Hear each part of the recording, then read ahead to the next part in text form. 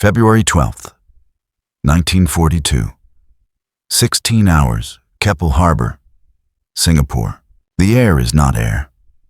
It is a thick, black, oily smoke that stings the eyes and coats the tongue with the taste of burning rubber. The sky is a constant, screaming shriek of Japanese dive bombers. From the north of the island, the deep, rolling thump of General Yamashita's 25-pounder artillery gets closer. A drumbeat counting down the last hours of the impregnable fortress. Sister Vivian Bullwinkel, 213th Australian General Hospital, grips the wooden rail of the wharf. It is hot to the touch. She is 26 years old, tall, strong, a country girl from Victoria. She is a healer, and she is being ordered to run. For weeks, she and the other nurses of the Australian Army Nursing Service had refused to leave. Their patients, the mangled, malaria-ridden, and shell-shocked boys of the 8th Division, were still flooding in. You do not leave your patients. But now, the order is final. Singapore is falling. It is a rout. All nurses, evacuate. The scene at Keppel Harbor is not a military withdrawal. It is a human stampede. Vivian and 64 other Australian nurses, led by their indomitable matron, Irene Drummond, push through the screaming chaos. They are a small, calm island of starched white and gray-red capes in a sea of panicked civilians, deserters, and burning trucks.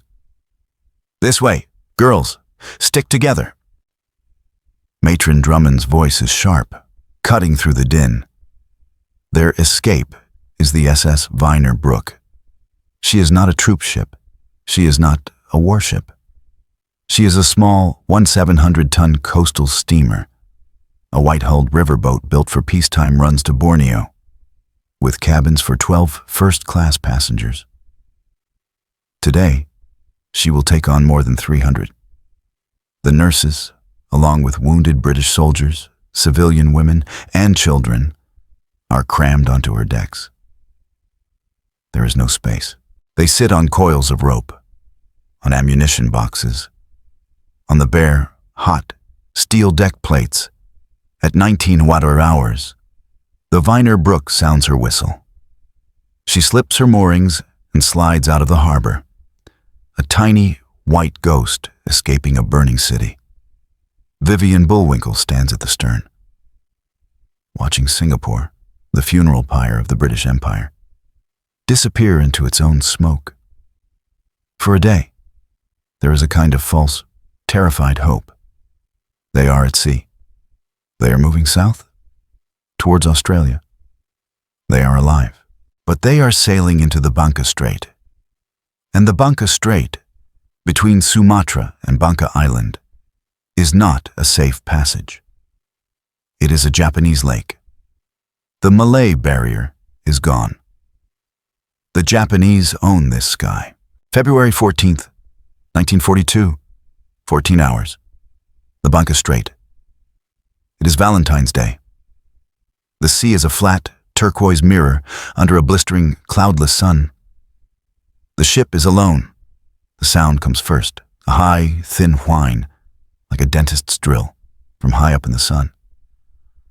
Aircraft, aircraft, starboard bow. A lookout screams. They are not friendly.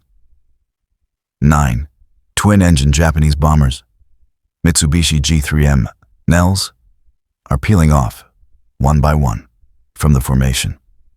They are not passing by. They are targeting the Vyner Brooke. They are targeting a small, white, refugee ship. They're coming for us. A young nurse screams. There is no defense. The Vyner Brooke has one, ancient, useless machine gun on its bow. The first stick of bombs misses, erupting 100 yards off the port side, sending up colossal plumes of white water that rain down on the deck. The ship shudders. Hang on, girls, Matron Drummond yells. The second bomber, a Nell, is lower. It comes in. Its bomb bay doors open. The pilot can see the women in their uniforms on the deck. This time, he does not miss. The first bomb is a direct hit, just aft of the bridge. For Vivian Bullwinkel, the world dissolves. It is not a sound. It is a physical force. The deck leaps, throwing her against a bulkhead. A blast of superheated air, thick with the smell of high explosives and pulverized wood, rips across the ship, screams, not of panic, of agony. The ship's whistle, its lines cut, begins a deafening, continuous shriek of escaping steam. A second bomb hits, this one, in the engine room. The Vyner Brooke is dead. The thrum of her engines is gone, replaced by the terrifying, gurgling roar of the sea pouring into her hull. She is listing, fast. Abandon ship! Abandon ship! The captain's voice is shredded by the steam. Chaos. The lifeboats are a tangle of wreckage and fire. They are useless. Jump. Everyone, jump. Vivian, her training taking over, grabs a life vest. She sees another nurse, frozen in terror. She shoves the vest at her. Put it on. Get off the ship. The deck is now canted at a 45-degree angle. The sea is rushing up to meet them. Matron Irene Drummond, her uniform still immaculate, is helping a child into a life ring. She does not jump. She is a matron. She will go down with her hospital. Vivian Bullwinkel climbs the rail. She looks down at the churning, oil-slicked water 20 feet below. She does not hesitate. She jumps. She hits the warm, oily water, the shock forcing the air from her lungs. She surfaces, gasping, and swims frantically, away from the suction. She turns, treading water, and watches. The SS Vyner Brooke, her back broken, slides stern first into the Banka Strait. Her bow rises high into the air, and then, with a final metallic groan, she is gone. Silence, a devastating, shocking silence, broken only by the sound of 300 people, scattered over a mile of open ocean, crying for help. Vivian Bullwinkel is alive. She's clinging to a piece of wreckage. She is 12 miles from the coast of Banka Island, and the sun is beginning to set. Previous section text continues seamlessly from where this left off. Section 2. The Red Cross in the Water, February 15th, 1942. 12 hours. The Banka Strait. The night was an eternity of screams. Oil and salt. Vivian Bullwinkel. Her strong swimmer's body aching with an exhaustion she has never known, clings to a half-submerged lifeboat. It is crammed with other survivors, weeping civilian women, children, and a handful of British soldiers, their faces streaked with black fuel oil. Vivian is a nurse. Her training is a steel rod in her spine. "Are you hit?" she asks a young soldier, his arm bleeding. I don't know." She tears a strip from her own uniform, ignoring the salt sting, and binds the wound. She is a healer, even here, in this floating purgatory.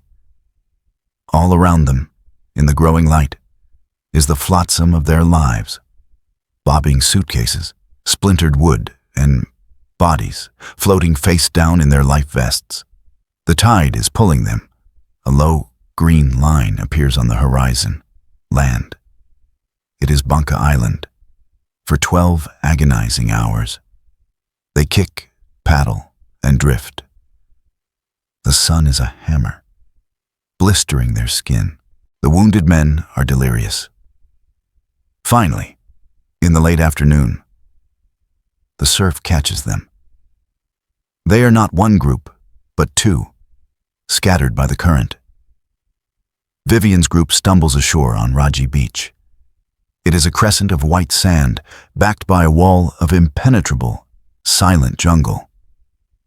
They collapse, vomiting salt water, their limbs shaking. Vivian, her 26-year-old body screaming in protest, gets to her feet. She counts. She is one of 22 Australian nurses. With them are the civilian women, the children, and about 25 British soldiers, most of them wounded from the sinking. Sister Esther Drummond, their acting matron, her face a mask of salt and grim determination, takes charge. "Right, girls." Her voice is a croak. "This isn't a holiday. The wounded first." The nurses, running on pure, adrenalized professionalism, create a makeshift aid station under the shade of the palms.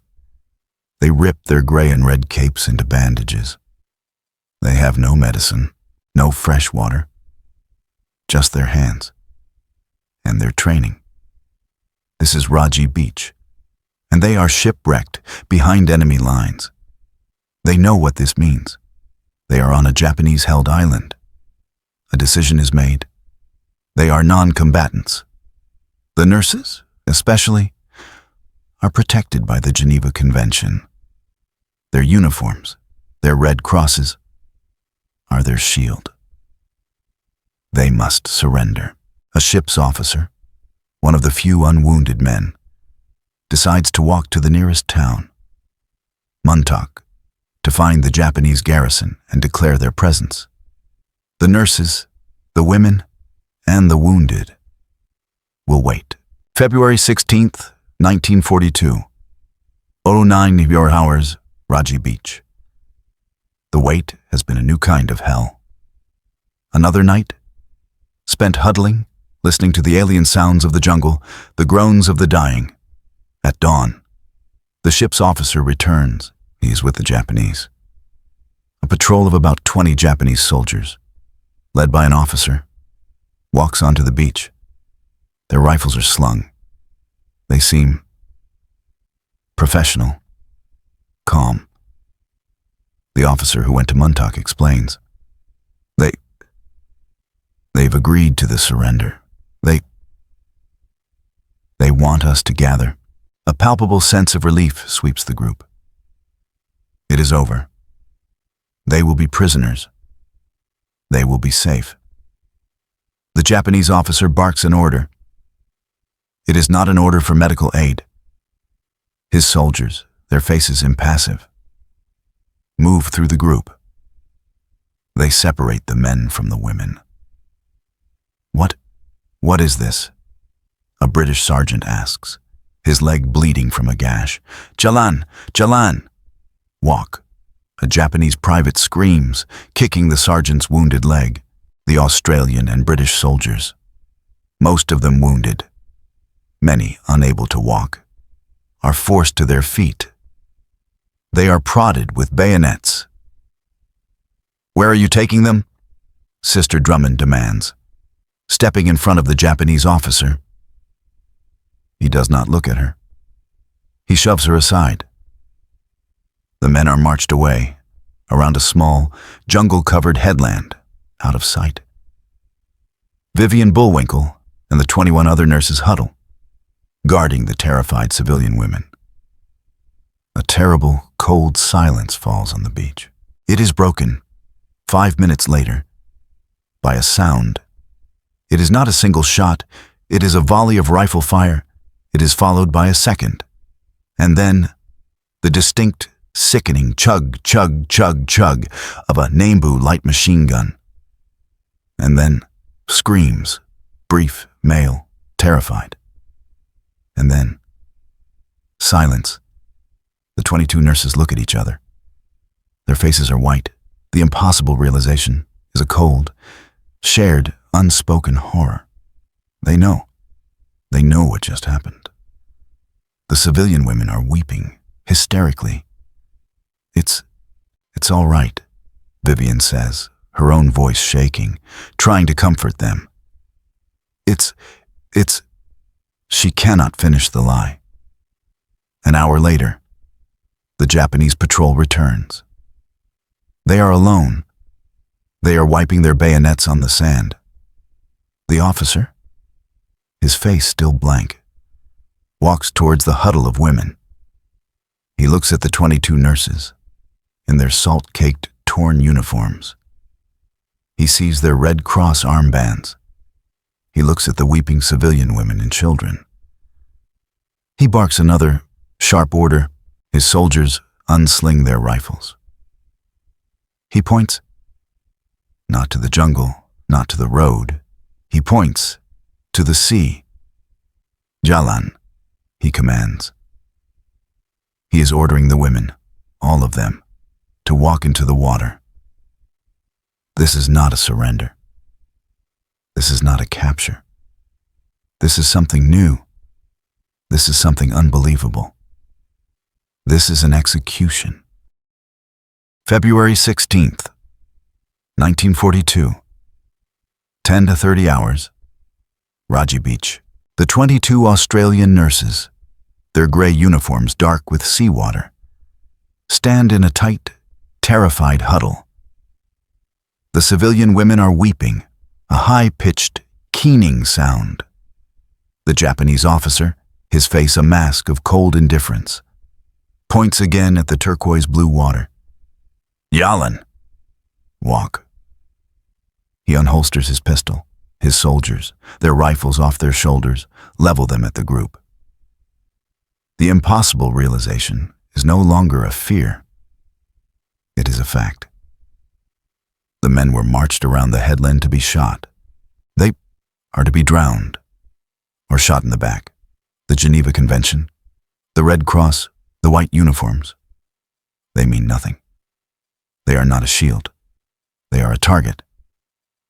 Girls, a voice, sharp and clear, cuts through the terror. It is Sister Irene Drummond, the matron who had refused to leave her hospital, the woman who had held them together on the sinking Vyner Brooke. She is not weeping. She is not pleading. Her face is pale, but her chin is up. She puts her arm around the youngest nurse, a girl of 21. She looks at her 21 nurses. Girls, she says, her voice steady. Keep your chins up. We are Australian nurses. It is not a plea. It is a command. It is a statement of identity. They are not victims. They are the Australian Army Nursing Service, and they will die. Together, I can't. One of the civilian women cries, collapsing onto the sand. A Japanese soldier kicks her, screaming, "Kura! Help her, girls," Drummond says. Vivian Bullwinkel and another nurse, their own bodies shaking with an unbelievable terror, help the woman to her feet. They are a procession of the doomed. They begin to walk, as one group, into the warm, clear, shallow water of the Banka Strait. The water is up to their ankles, then their knees. This is not a secret. This is a spectacle. The Japanese soldiers do not walk with them. They remain on the white sand. They are setting up a machine gun. It is a Nambu Type 92, a heavy machine gun on a tripod. Vivian Bullwinkel is in the last row of the group. She is holding the hand of a sobbing civilian. The water is at her waist. She can hear the Japanese soldiers laughing. She turns, a half look over her shoulder. She sees the officer. He is not looking at them. He is lighting a cigarette. She sees the gunner. He is adjusting his aim. God, oh God, no. A nurse whispers. Hold my hand. The woman next to Vivian says. Vivian Bullwinkel, 26 years old, a healer, turns her face to the sea. She is banned from screaming. She is banned from running. She is an Australian nurse. She hears Matron Drummond say, "It's all right, girls." And then, the sound, The impossible, deafening, ripping sound of the Nambu opening fire. Tit, tit, tit, tit, tit, tit, tit, tit, tit, tit. It is not a volley. It is a hose, a steel hose, firing 500 rounds a minute. The water, 20 yards in front of Vivian, explodes. It erupts in a white, churning foam, instantly stained red. The women in the front row, the civilian women, the children, they do not fall. They are disintegrated. The machine gun stops, and the soldiers reload. The nurses are screaming. They are doomed. They are huddling. The gunner is not rushing. He is re-aiming. He is aiming at the gray and red uniforms. This time, the bullets hit them. Vivian feels a white-hot, searing punch in her left side, just above her hip. It is a force so unbelievable, it knocks the air from her lungs and spins her around. She falls. She's under the water. The sound is a muffled, terrifying roar. She sees red. She is hit. She is dying, and a secret, primal instinct, deeper than training, deeper than fear, takes over. She does not fight. She does not swim. She plays dead. She lets her body go limp, her face down in the 3 to 4 feet of water. The machine gun is still firing. It is stitching the water, back and forth. She can feel the concussion of the bullets hitting the water just inches from her head. A second, third, fourth bullet rips through the floating body of the nurse next to her. Irene Drummond is gone. Esther Drummond is gone. All 21 are gone. The Nambu stops. A chilling, impossible silence falls. It is broken by a new sound, laughter and splashing.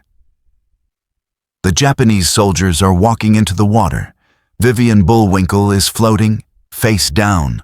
Her wound is a dull, throbbing fire. She is paralyzed with terror. She knows what this is. They are checking. She can hear them. Their boots splashing, their voices high and excited. A body bumps into her. It is one of her friends. She hears a scream. One of the nurses is not dead. The scream is cut short by a single, sharp crack of a pistol. Then, another splash. A bayonet. Vivian feels a boot nudge her, hard in the ribs. She does not flinch. She does not breathe. She is a corpse. The soldier, satisfied, moves on for 10 minutes, which is an eternity, an impossible lifetime. They walk among the 22 floating bodies, shooting, bayoneting, and laughing. And then they leave. The splashing fades. She hears them on the beach. She hears them laughing as they walk back towards the headland, back towards Montauk. Vivian Bullwinkel is alone. She is floating in a warm, red sea. She is surrounded by the bodies of her 21 friends. She is the sole survivor. She is banned from death. She is a witness. And as the sun begins to set, a new agonizing pain from her wound rips her back to the realization. She is alive. She is bleeding. And if she stays in the water, she will die. She has survived the impossible. Now, she must move. February 16th, 1942, 18 hours, Raji Beach. The tide is going out, and it is leaving Vivian Bullwinkel behind.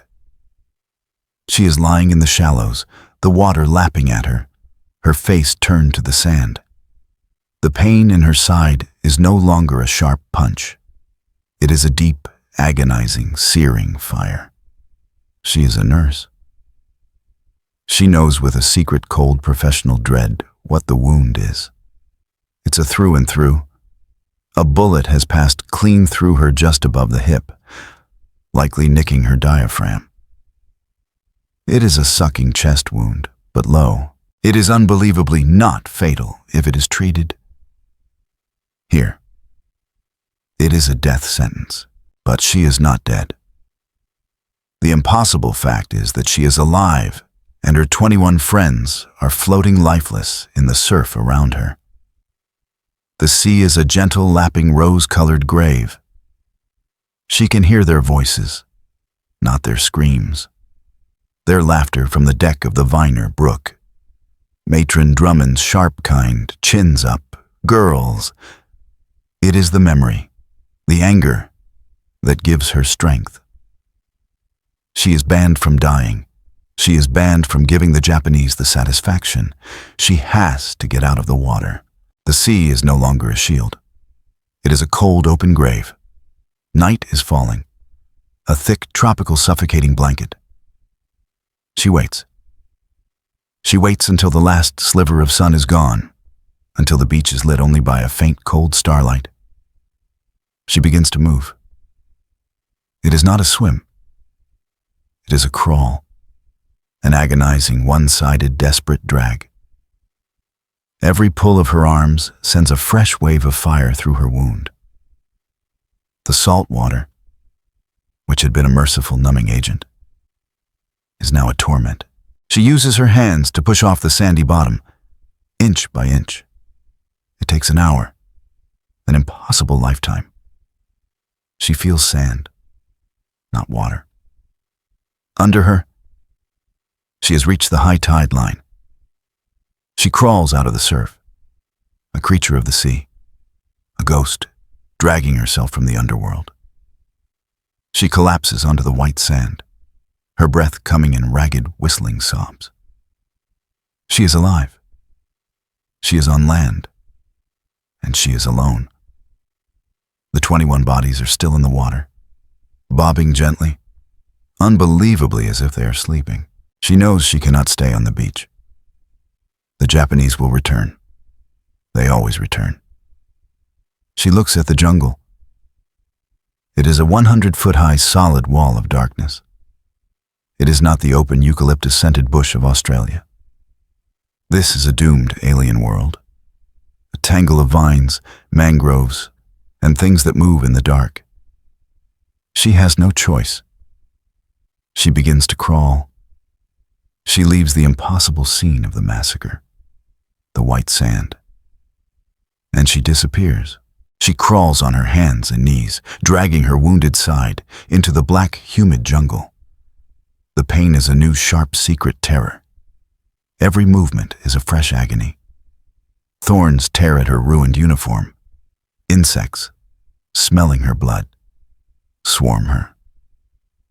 She finds a small clearing, a hollow at the base of a banyan tree. She collapses into the mud and leaf litter, and for the first time, the unbelievable shock wears off, and the 26-year-old nurse, alone in a doomed jungle, having just watched her 21 friends be machine-gunned, weeps. She weeps silently, her body shaking with a grief so profound it has no sound. She is alive. She is the witness. For 3 days, she is a ghost. She is banned from life. She drifts in and out of consciousness. The fever from her wound is a raging, white-hot fire. She has no water. She licks the dew from the massive leaves around her. She has no food. She is a nurse. She knows what is happening to her. Her wound is becoming septic. It is hot to the touch, the edges of it angry and red. She is dying. Slowly. The impossible irony is that she survived the bullets only to be killed by the bacteria. On the 4th day, she is delirious. She hears a voice, an English voice. I see one over there. My God. She thinks she is dead. She thinks it is an angel. She opens her eyes. A man is standing over her. He is not Japanese. He is wearing the tattered, oil-stained remnants of a British Army khaki uniform. His face is a sunken, bearded mask of horror, his eyes wide. Heavens, he whispers. A woman. Vivian tries to speak. Her tongue is a dry, swollen piece of leather. Water? She croaks. Pat, the man yells, his voice cracking. Pat, get in here. Bring the water. Another man, even more emaciated, stumbles into the clearing. He is carrying a single battered Japanese army canteen. The first man is Private Cecil Sek K, a British soldier. The second man, the one with the canteen, is Private Eric Pat Kingsley. 11th, Singapore. Coastal Artillery Regiment. They are survivors. They, too, were on the Vyner Brooke. They gently, with hands that are shaking, lift Vivian's head. They drip the lukewarm, brackish water into her mouth. It is the most unbelievable, wonderful thing she has ever tasted. Who? She whispers. We're from the ship, Kingsley says. His voice is a low, hollow rasp. The nurses. Sex whispers, his eyes full of a terrible dread. We saw you on the beach. With the others. We thought... They're dead, Vivian says, the words tearing her throat. All of them. The Japanese. They shot them. The two men are silent. They are banned from comprehending. And then, Pat Kingsley, the one who has been silent, sits down. The men, miss, he says, his voice dead. They shot the men, too. And now, it is Vivian's turn to be banned from comprehension. What? The men, Kingsley says, his eyes staring, not at her, but through her, back to that impossible beach. They marched us around the headland, the Japs. They set up a machine gun. No, Vivian whispers. But they didn't use it. Kingsley continues, his voice a monotone. They made us walk into a line, facing the jungle, and then they just walked down the line. He is silent. Walked? Sek asks. With bayonets, Kingsley says. One by one, they bayoneted all of us. I got one in the chest, here, and in the side. I fell. I played dead. I lay there for hours. I listened to them all die. And then, when they left, I crawled in here. The secret is shared. The impossible puzzle is complete. In this one small, stinking, fever-ridden clearing in the doomed jungle of Banka Island are the only two witnesses, Vivian Bullwinkel, the sole survivor of the massacre of the nurses, and Pat Kingsley, the sole survivor of the massacre of the men. They are the accidental proof.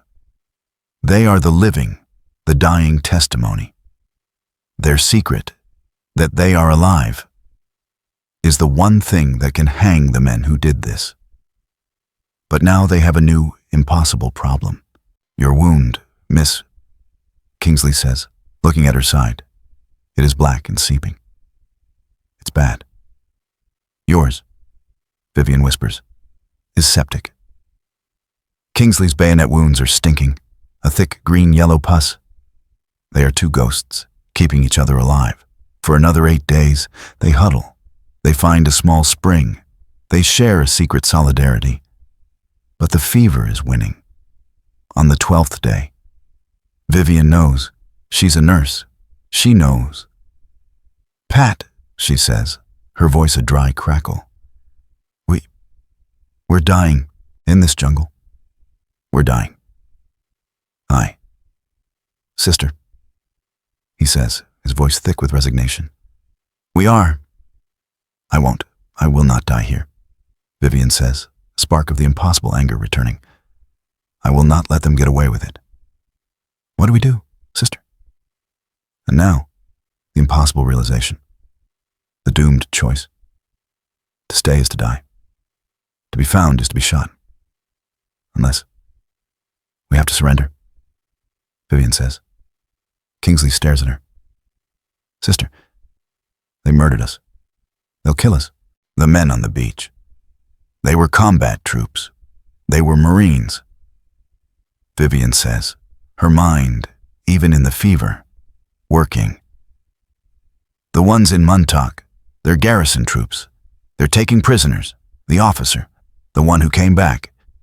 He said they agreed to a surrender. They might take us. It is a doomed, thin, unbelievable sliver of hope.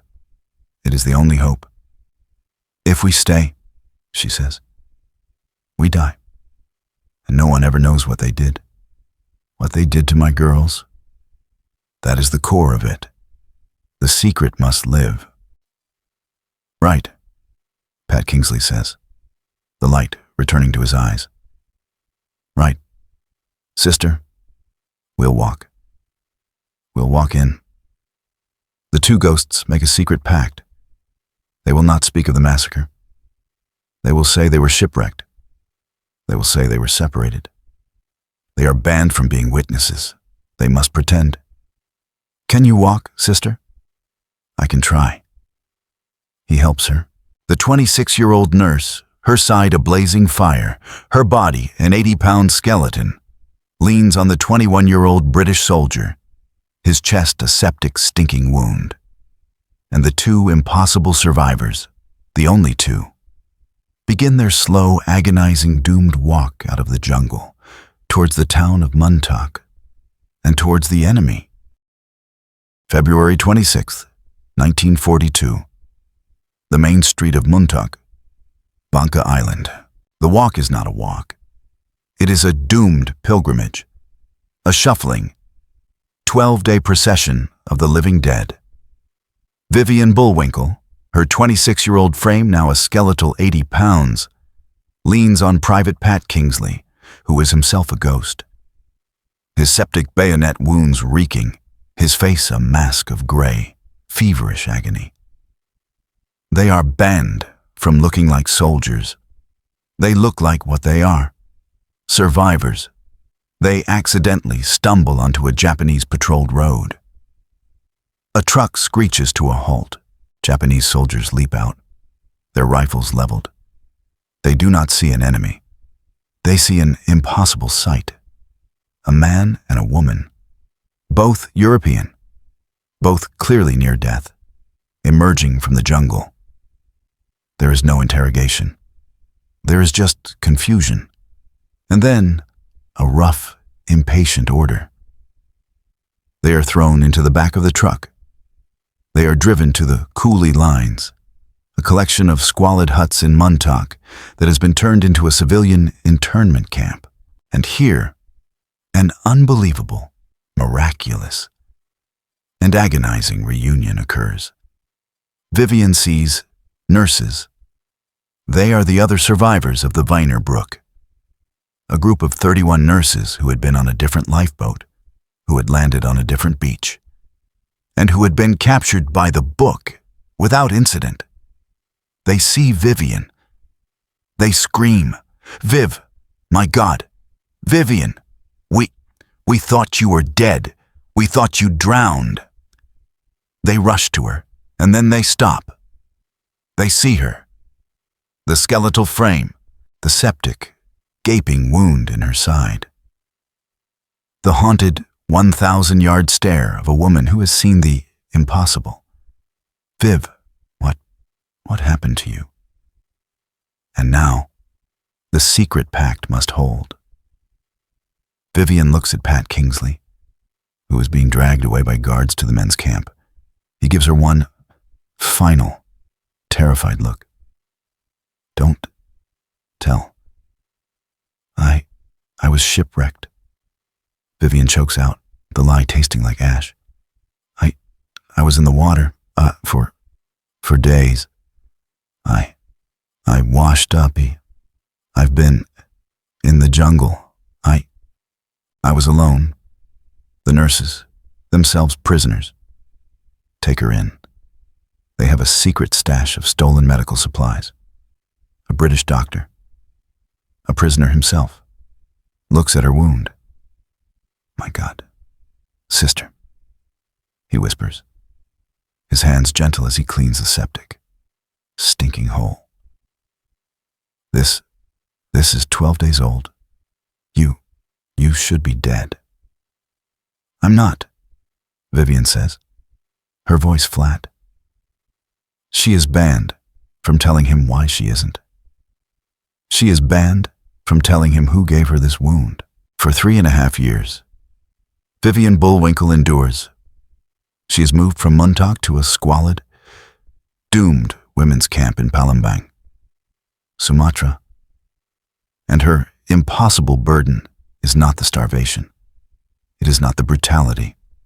It is not the dysentery, or the malaria, or the beriberi that swells her legs and makes her heart flutter. It is the secret. She lives day in, day out, with the 30 other nurses, and every day they talk about their secret hope. When the war is over, we'll find the others, won't we? A young nurse whispers, her hair falling out from malnutrition. Matron Drummond and Esther and the others from that lifeboat. They must be in another camp, right? In Borneo, maybe? Or Japan? And Vivian Bullwinkel, who knows, has to nod. Yes, she lies, her voice a croak. I'm sure they're fine. She is banned from grieving. She is banned from mourning. She alone knows that 21 of their friends are not missing. They are murdered. They are lying in the surf at Raji Beach. She, unbelievably, shares a hut with the sisters of 2 of the murdered nurses. And she has to listen to them talk about their secret plans for after the war. This is a psychological torture impossible to comprehend. She learns, through a secret grapevine, that Private Pat Kingsley, the other witness, has died. His septic bayonet wounds, left untreated in the men's camp, had claimed him. The realization is stark, cold, and absolute. She is now it. She is the only living person on Earth who knows what happened on that beach. Her survival is no longer a matter of chance. It is a doomed mission. She cannot die. She will not die. She banned death by floating in the water. Now she banned it in the camp. When the beriberi swelled her legs, she forced herself to walk. When the dysentery racked her 80-pound body, she held on. She was not living for herself. She was living for them. For 21 ghosts. August 24th, 1945. Palembang POW camp. The Japanese camp commandant, his face gray, orders all prisoners to assemble. He reads a proclamation. The emperor has graciously ended the war. A silence. The women, skeletons in rags, do not understand. A secret RAF plane flies low, dropping leaflets. The war is over. Japan has surrendered. You are free. The camp explodes. Not in cheers, in a low, rising, unbelievable wail. Women who have not cried in 3.5 years collapse. Vivian Bullwinkel just stands. Her mission is almost over. September 18th, 1945. Changi, Singapore. Vivian, now safe, clean, and being fed, walks into the office of the 213th Australian General Hospital's recovery unit. She is facing an intelligence officer. Sister Bullwinkel, he says, his voice kind. Your debrief. We have you listed as a survivor of the Vyner Brooke. But your records, you were separated from the main group. Can you tell me what happened? And now, for the first time in 1/200 impossible days, the secret is banned no more. Vivian Bullwinkel sits down. She takes a breath, and she talks. I was one of 22 nurses. she begins, her voice low, but unbelievably clear. We washed ashore at WWII Beach. The debriefing officer, a man who has heard impossible stories for a month, stops writing. He just listens. He listens to the story of the men being marched away, the sound of the machine gun. He listens to the story of Matron Drummond's last words. He listens to the story of the 22 nurses in their Red Cross uniforms being ordered to walk into the sea. He listens to the secret of the Nambu. Oh, the bullets in the water, the laughter, the bayonets. He listens as Vivian Bullwinkel, the sole survivor, names Sister Irene Drummond, gone. Sister Esther Drummond, gone. Sister. She names all 21. When she is finished, the officer is pale. His hands are shaking. He has just heard the impossible, the unbelievable. He has just recorded one of the most monstrous war crimes of the entire Pacific War. When the story breaks, Australia is stunned. The nation, celebrating victory, is unbelievably shocked into a cold, furious silence. This was not a battle. This was not a secret tragedy. This was a massacre. Of their girls, of nurses. The story of Banka Island, as told by the one doomed woman who accidentally survived, became a symbol. It defined the enemy's brutality. Vivian Bullwinkel, no longer a prisoner, was now a witness. In 1947, she would walk, her uniform immaculate, her chin high, into the International Military Tribunal in Tokyo. She would point at the Japanese officers who gave the orders, and her secret testimony, the one she had carried for 200 impossible days, the one Pat Kingsley had died for, the one her 21 friends had been banned from telling. Her testimony hanged them. She was the stunned nation's living proof, the ghost from the jungle. The woman who had played dead had unbelievably survived. To ensure that the world would never forget what happened at WWII Beach.